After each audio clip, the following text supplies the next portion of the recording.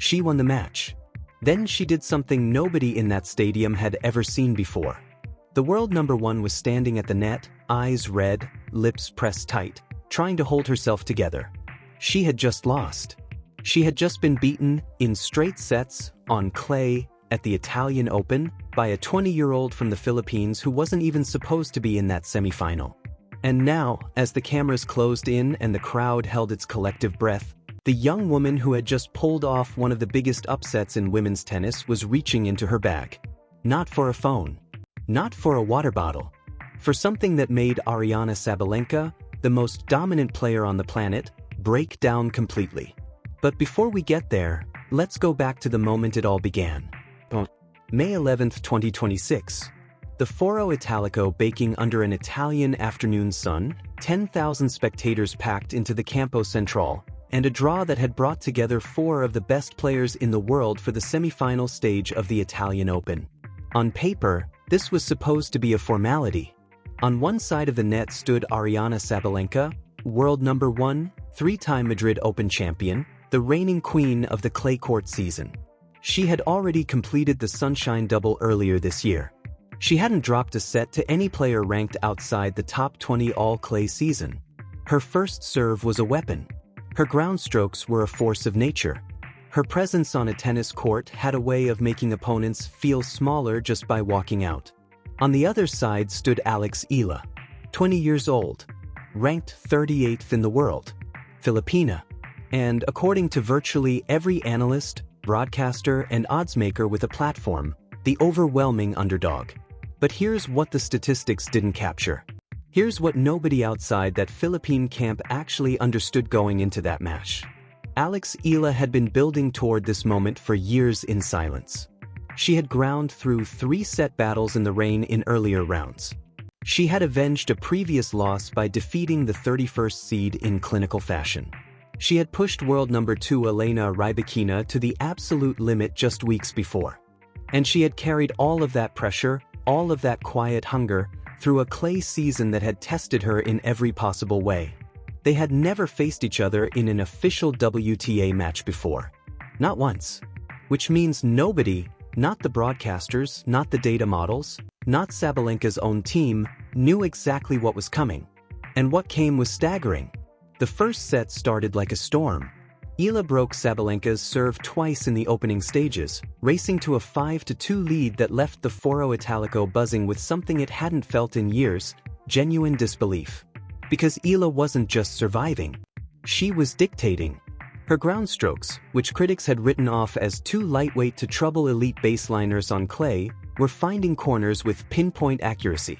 Her footwork, supposedly her weak point on slower surfaces, was fluid and sharp. The Philippine flags, which had appeared in every section of that ancient stadium, were waving with an intensity that made the roar feel almost physical. Sabalenka, of course, did what champions do. She didn't fold. She saved set points, broke Eala's serve, and pulled the score back to 5-4. For one breathless moment, it looked like the natural order might reassert itself. Like the world number one might find another gear, flip the switch, and remind everyone in that stadium why she sat at the top of the rankings. Eala closed it out 6-4. And the stadium lost its mind. Now here's the part that made the second set even more extraordinary. Because when Sabalenka came back out after losing the first, her body language said everything. She wasn't defeated. She wasn't rattled. She was locked in. She broke Eala's serve in the very first game of the second set, taking a 1-0 lead with a roar that echoed off the marble statues surrounding the court. It felt like a reset. Like the match was about to tilt back to where everyone had expected it to go. Then Eala broke straight back. 1-1. And what followed next was the kind of tennis that makes people stop whatever they're doing and just watch. Both players held serve game after game. Neither conceded an inch. The tension was suffocating. 6, 7, 8 games went by with barely a point separating them. The crowd was on its feet for entire games. The Philippine chants, Laban, Alex, hammered the air in synchronized waves that the television microphones could barely contain. At 5-4, Eala stepped to the baseline to serve for the match. Think about what that moment actually means. You are 20 years old. You are serving for a place in your first ever WTA 1000 final. Across the net stands the world number one. A player who has won this tournament. A player who has beaten players with far more experience than you without breaking a sweat. And 60 million people around the world are about to find out who you really are. Her hand didn't tremble. First serve, corner. Sabalenka's return floated long. 15-love. Second serve, an ace down the tee. The world number one watched it go. 30-love. The crowd roared. The flags waved harder. Then Sabalenka, refusing to let it end quietly, fought back 2 points to bring the game to 30-all. Deuce was 1 point away. Extending the match was 1 point away. Eala bounced the ball. Twice. 3 times. She looked up at the stands where her mother Riza was crying. She looked across at the world number one crouching at the return line, absolutely locked in. She served. The ball screamed down the center. Sabalenka lunged, got a racket on it, and deflected it into the net. 40-30. Match point. The Campo Central went silent in the way that only happens at the absolute apex of a sporting moment. When everybody in that building simultaneously realizes they are watching something they will never forget. Sabalenka prepared to receive. Her face gave nothing away. She had been here before. She had saved match points before. She was not going to hand this to anyone. Eala tossed the ball. She swung. The serve landed wide, not an ace, not a winner, just a ball in play. Sabalenka's return landed softly in the middle of the court. A gift, almost. And Eala, stepping into the shot with the kind of calm that champions are born with rather than taught, crushed a forehand into the open space on the other side of the court. Sabalenka didn't move. There was nowhere to go. The ball was already past her. Alex Eala. What happened in the next 60 seconds is the kind of thing that athletic careers are built around in memory. Eala dropped her racket. She covered her face with both hands. Her shoulders shook with the sobs she had been holding back for months, through early exits in Stuttgart and Madrid, through the ranking slip that had taken her from 29th in the world down to 45th, through the quiet doubts and the loud whispers that she didn't belong at this level on clay. All of it came out in those 60 seconds at the net. Sabalenka walked toward her. And here's what you have to understand about this moment. Sabalenka had every reason to be frustrated. She had just lost a match she was expected to win. Her title defense was over. She could have done the minimum. A quick handshake, a few words, off the court. Nobody would have criticized her for it. Instead, she looked at Eala and said quietly, "You played well. You deserved this." Eala, still crying, barely managed to whisper, "Thank you." They embraced. And it wasn't the formal handshake that usually punctuates the end of a professional tennis match. It was a real hug. The kind that carries meaning without words. "Go win the final," Sabalenka added. "You're ready." The match was over. But the story wasn't. Because here is the moment that nobody saw coming. The moment that would be shared 60 million times before the next morning. The moment that would make people who had never watched a single minute of tennis in their lives stop scrolling and feel something real. As Sabalenka turned to walk off the court, Eala called out to her. "Aryna, wait." The world number one turned. The crowd, which had been celebrating, fell silent. The cameras zoomed in. And Eala reached into her tennis bag and pulled out a small plaque, the winner's trophy for the semi-final match. It wasn't the main championship trophy. It was a prize awarded to the player who had advanced to the final. It was hers. She had earned it. She held it out to Sabalenka. "I want you to have this," Eala said. Sabalenka's eyes went wide. "What? You earned it. You won." "I know," Eala said. "But this match meant more to me than a trophy. It meant proving that I belong. And I couldn't have done that without you. Without having someone like you to measure myself against." The stadium gasped. Literally gasped. You could hear it. "You've been the standard for so long," Eala continued. "The player everyone wants to beat. The player who makes everyone better. I want you to have this as a reminder that even champions inspire the next generation." And that's when Sabalenka's composure, the iron composure that had held through a grueling clay season, through losing a match she was supposed to win, through watching her title defense end, finally broke. Her eyes glistened. The tears came. "You're something special," the world number one said, accepting the plaque. "You know that." She pulled Eala into another embrace. This one lasted longer. The cameras captured every frame. And the crowd, which had spent the last 2 hours cheering for Eala's victory, now cheered for something they hadn't expected to see when they walked into that stadium. Sportsmanship. Generosity. The rare sight of two athletes meeting each other as full human beings in the middle of a battlefield. Within hours, the footage had been viewed over 60 million times. But it wasn't just tennis fans watching. It was people who don't follow the sport at all. People who stumbled across the clip on social media and couldn't look away.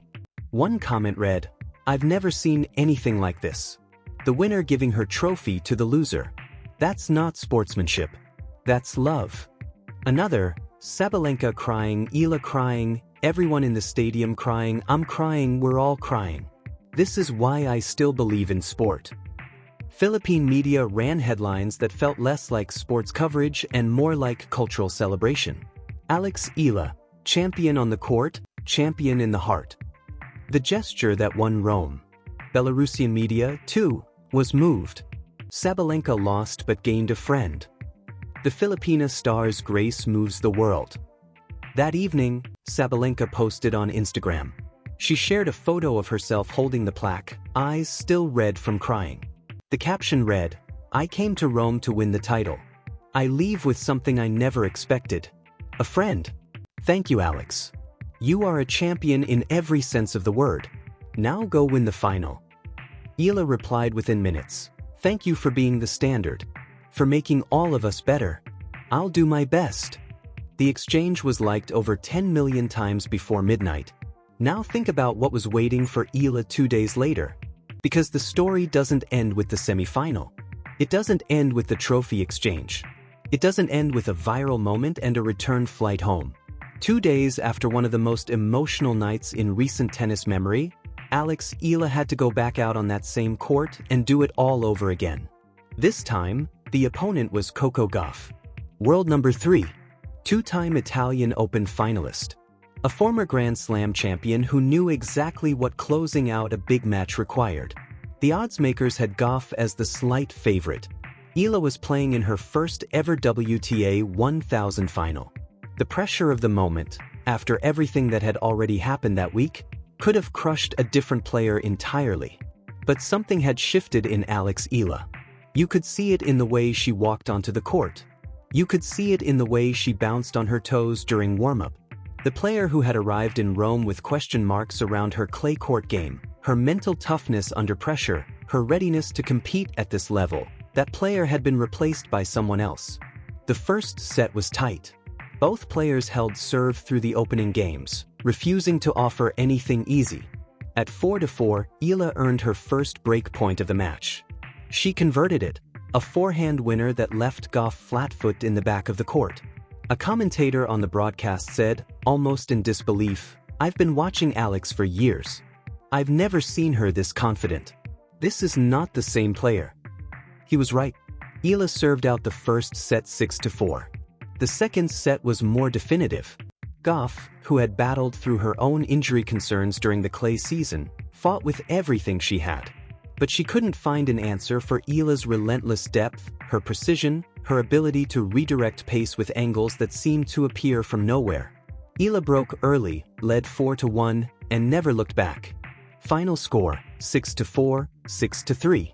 Alex Eala was the Italian Open champion. She fell to her knees on the clay of the Campo Central. Her face went into her hands again, just like it had after the semi-final, just like it had in the moments after every battle she had fought to get here.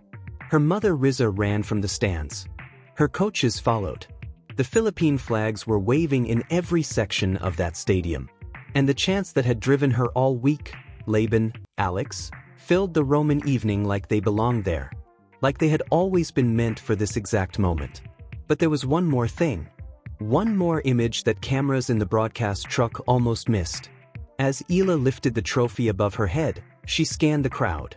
And when she found who she was looking for, she raised the trophy directly toward that section of the stands. Sabalenka was still there. She hadn't gone home after losing the semifinal. She had stayed in Rome, taken her seat in the stands and watched. She had watched her semifinal conqueror go out and win the whole tournament. And when Eala raised that trophy in her direction, Sabalenka rose to her feet and applauded, long, sustained, genuine applause, in the way that athletes reserve for someone they have truly recognized as a peer. That's not a rivalry. That's something rarer than a rivalry. That's respect without conditions. Eala's victory moved her ranking to number 22 in the world, a career high. She had arrived in Rome as a 38th ranked player with questions swirling around her clay court game. She left as a WTA 1000 champion, as the woman who had beaten the world number one, and as the young woman whose gesture with a trophy had moved an entire sport to tears. Here is the question that doesn't have a clean answer. Years from now, when Alex Eala looks back on her career, when she is sitting somewhere reflecting on the moments that shaped who she became, will she remember the trophy she won? Or the one she gave away? Because there's an argument that the one she gave away already meant more. Not because giving things away is somehow greater than winning them, but because it told the world something about who Alex Eala is at the very core. She won a match that changed her career. And her first instinct, before the interviews, before the celebrations, before anything, was to turn to the woman she had just beaten and say, "You made this possible." That's not a tennis skill you can train.